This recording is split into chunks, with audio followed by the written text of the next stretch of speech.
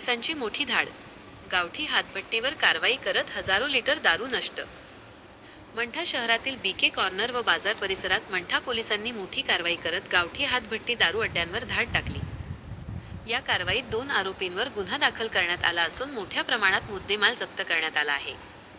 दिनांक 11 एप्रिल 2026 रोजी करण्यात आलेली ही कारवाई जालना जिल्ह्याचे पोलीस अधीक्षक अजय कुमार बन्सल, अप्पर पोलीस अधीक्षक आयुष नोपानी तसेच उपविभागीय पोलीस अधिकारी रामेश्वर रेंगे यांच्या मार्गदर्शनाखाली पार पडली. पोलीस निरीक्षक पुरुषोत्तम देशमुख यांच्या नेतृत्वाखालील पथकाने ही धाड टाकली. यामध्ये सहाय्यक पोलीस निरीक्षक निलेश इधाटे, फौजदार संतोष माळगे, विठ्ठल केंद्रे तसेच इतर पोलीस कर्मचाऱ्यांचा समावेश होता. कारवाई दरम्यान सुमारे 80,000 रुपयांचे हातभट्टी दारू निर्मिती साहित्य जप्त करण्यात आले. तसेच सुमारे 1200 लिटर दारूचा सडवा आणि 220 लिटर गावठी दारू नष्ट करण्यात आली. मंठा पोलिसांच्या या धाडसी कारवाईमुळे अवैध दारू व्यवसायावर मोठा आळा बसणार असल्याचे नागरिकांमधून व्यक्त होत आहे.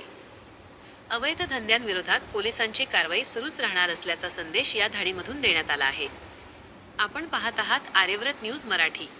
आर्यव्रत न्यूज मराठीसाठी प्रतिनिधी गजानन माळकर, मंठा.